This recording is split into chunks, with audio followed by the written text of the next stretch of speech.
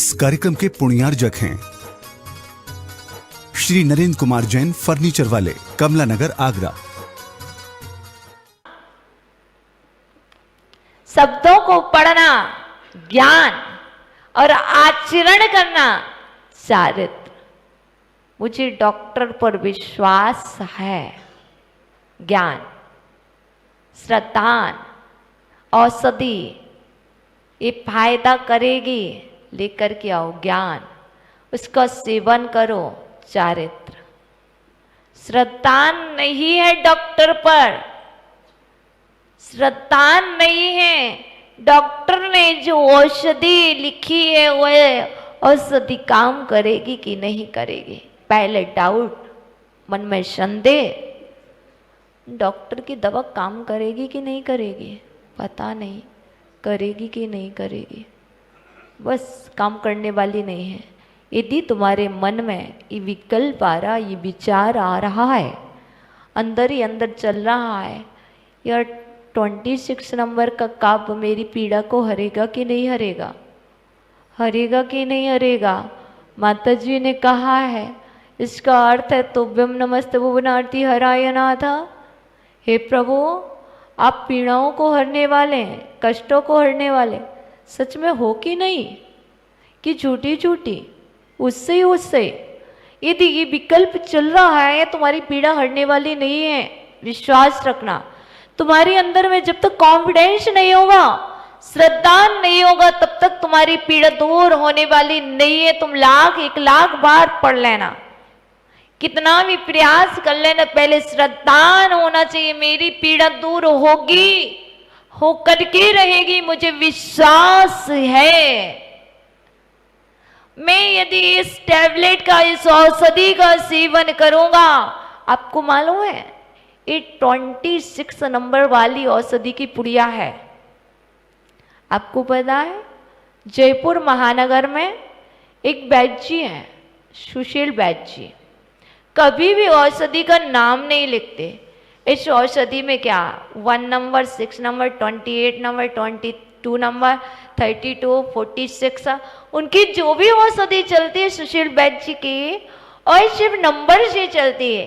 एक छोटी सी पुड़ी होती है, और वैद्य जी को चेक कराने जाओ, वैद्य जी बोल देते हैं इस नंबर की 7 नंबर की औषधि, बीपी लो हो रहा ना 7 नंबर, बीपी हाई हो रहा ना 32 नंबर। सिर्फ औषधि का नंबर, कोड नंबर चलता है। ऐसे ये भक्तंबर स्त्रोत का कोड नंबर है। तुम्हारे शीर्ष में पीड़ा है ना, तुम्हें कष्ट है ना, तुम्हारा पीड़ा है ना, तो पीड़ा से छुटकारा चाहते हो तो तुम श्रद्धा रखो, 26 नंबर की टैबलेट ले लो। अब टैबलेट कैसे ले लें, टैबलेट लेकर के पॉकेट में रख ले।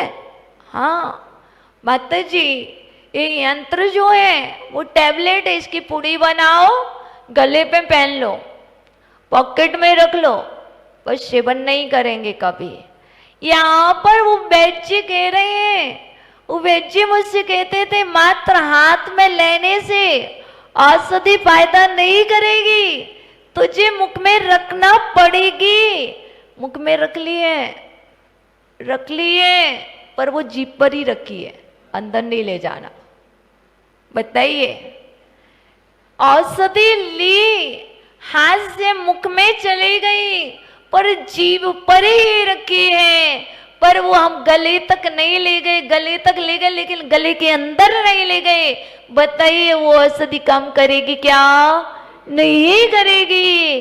वैसे ये वक्तंबर स्त्रोत की 26 नंबर काव्य की टैबलेट पीड़ाओं को हट रही है, लेकिन वो शब्द सिर्फ दांतों से, वो जीभ के माध्यम से बोल दिए जा रहे हैं, अंदर सेवन ही नहीं हो रहा, आचरण ही नहीं हो रहा। वो औषधि काम करने वाली नहीं है। वो वैद्य जी कहते थे, मैं पूछती थी वैद्य जी बताओ तो सही इसमें कौन कौन सी औषधि मिली। बोले नहीं बताऊंगा, बिल्कुल नहीं बताऊंगा, तुम्हें श्रद्धा हो तो ले लो, तुम्हारा श्रद्धा नहीं तो आए क्यों।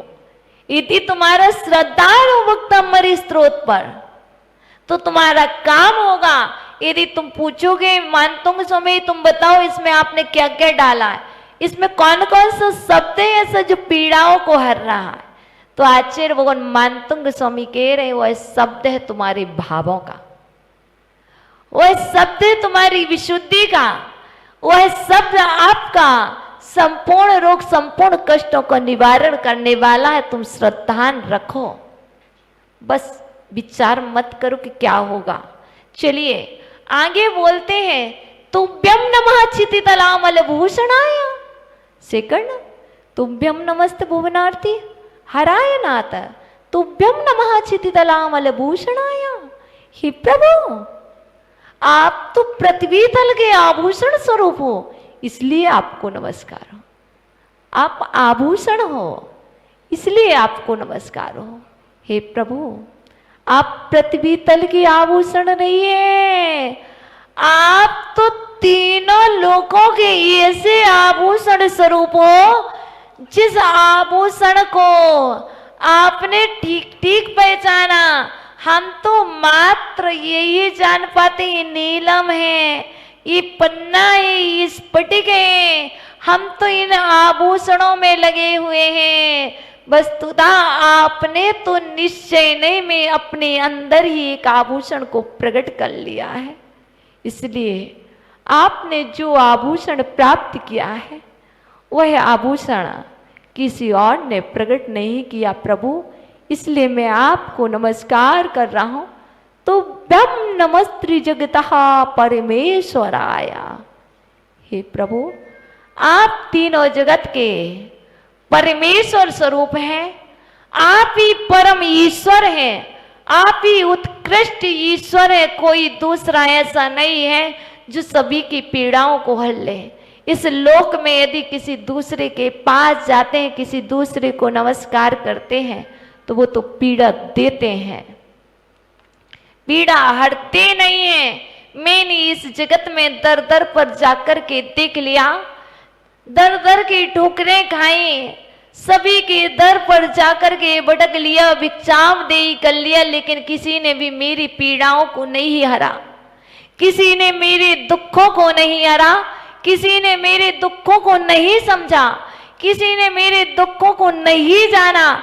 मुझे मात्र एक आप ही ऐसे मिले हैं जो ना तो बोलते हो, ना कुछ कहते हो और ना ही देखते हो।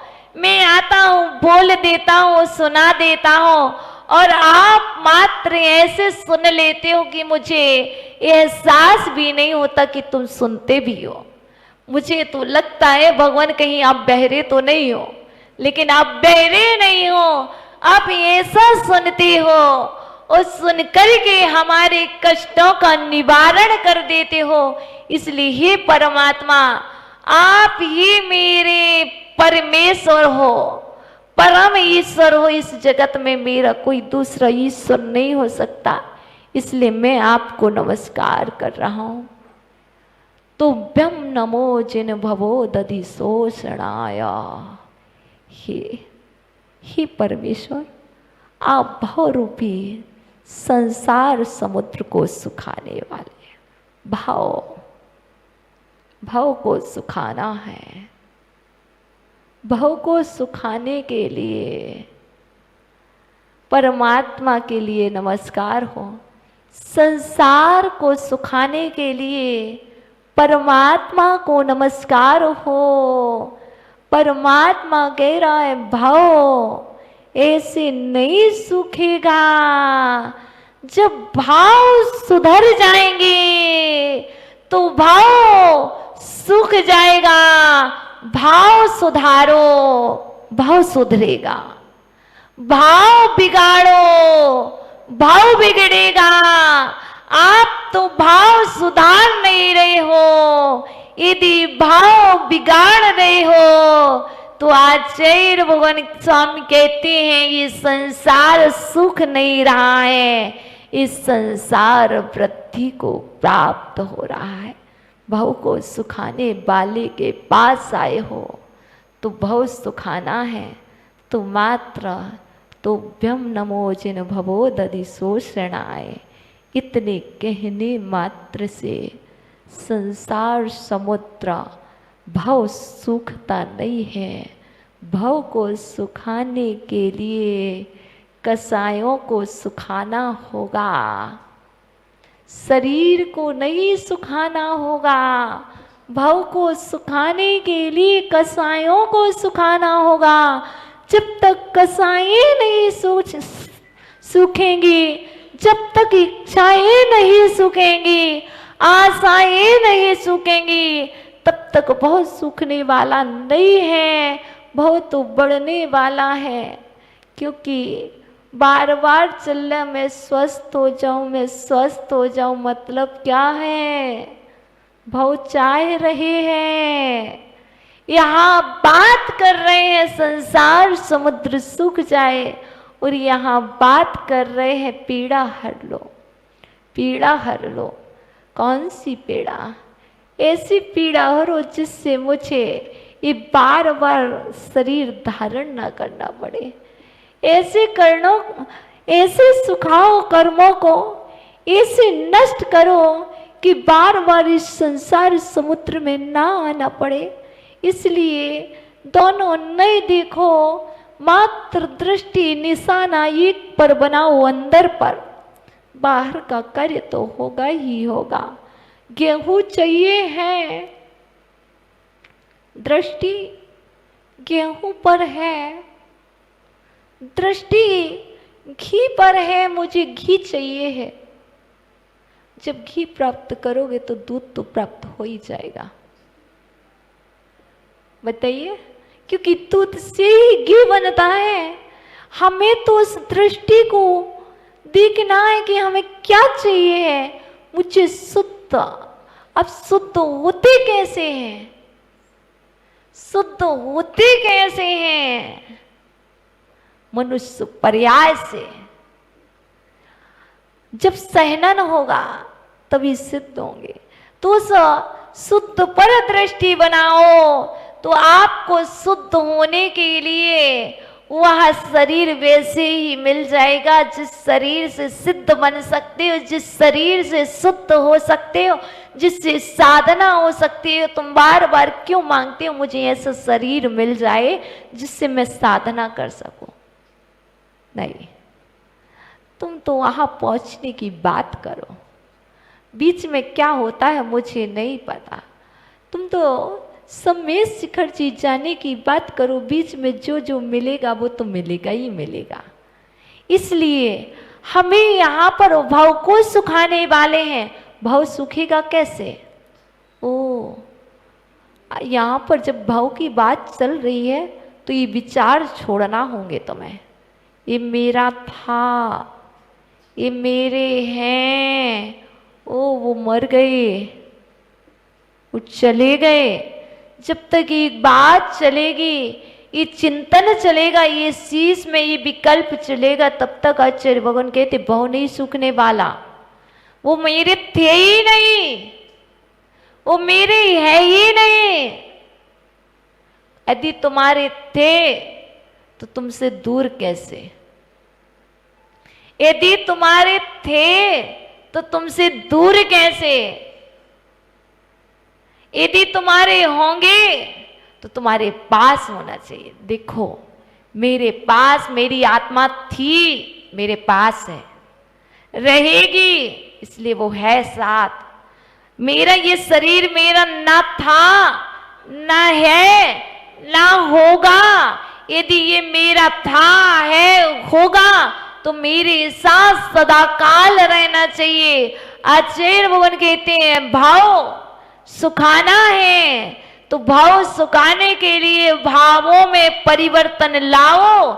जब तक भावों में परिवर्तन नहीं आएगा तब तक भाव सूखने वाला नहीं है। भाव सूखने के लिए देखो, लकड़ी को जलने के पहले लकड़ी को सूखना पड़ता है। यदि गीली लकड़ी जलाओगे, बताओ, धुआं छोड़ेगी, और धुआं नहीं छोड़ेगी तो क्या करेगी? जलेगी नहीं। ऐसे ही जब तक लकड़ी सूखती नहीं है तो जलती नहीं है। उसी तरह जब तक तुम्हारे अंदर की कसाएं सूखती नहीं है तब तक तुम साधना तो करते हो, तुम जलते तो हो, साधना करते हो तो क्या करते हो, बीच बीच में धुआं छोड़ देते हो। वो धुआं कैसे छोड़ते हो, बोल करके, अब वो हानि कराती है। जब लकड़ी से, ईंधन से धुआं निकलता है तो आंखें विकार होती है, आंखें खराब होती है, आंखों से आंसू आते हैं। वैसे ही जब आपके अंदर से धुआं छूटता है, आपकी कसाएं छूटती हैं, तो कभी किसी के आंसू आते हैं और कर्म बंद कराते हैं। निकले हैं भाव को सुखाने के लिए। भाव को सुखाने वालों, बहुत अच्छे से भाव सूखेगा। अब करो इस 26 नंबर कब का पाठ, कैसे नहीं सूखता भाव। भाव भी परिवर्तन करने होंगे तभी भाव सूखेगा, क्योंकि पाठ हम और आप प्रतिदिन करते आ रहे हैं। जब भी कोई मंगलाचरण होता तो 26 मध्यम मंगलाचरण, ये मध्यम मंगलाचरण है जिसको हम सभी सभाओं में बहुत अच्छे से करते हैं।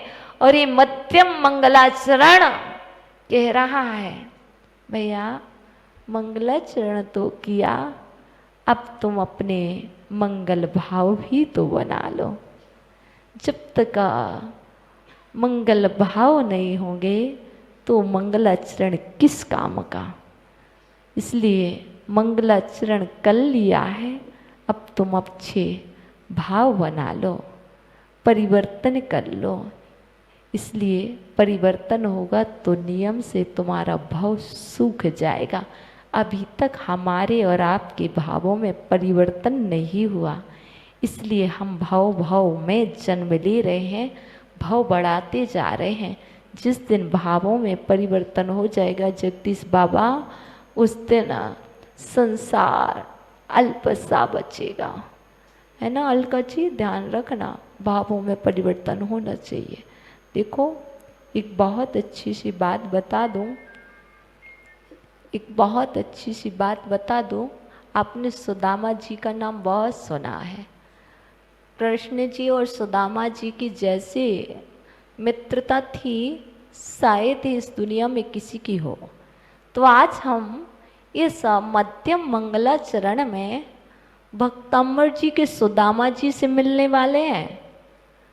अभी तक तो हमने वो कौन से सुदामा जी, कृष्ण जी के सुदामा जी का नाम बहुत अच्छे से सुना है।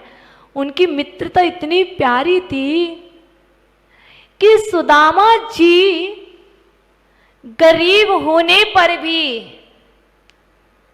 सुदामा जी गरीब थे पर मित्रता थी, लेकिन सुदामा जी ने कभी भी कृष्ण के सामने हाथ नहीं फैलाए। फैलाए क्या?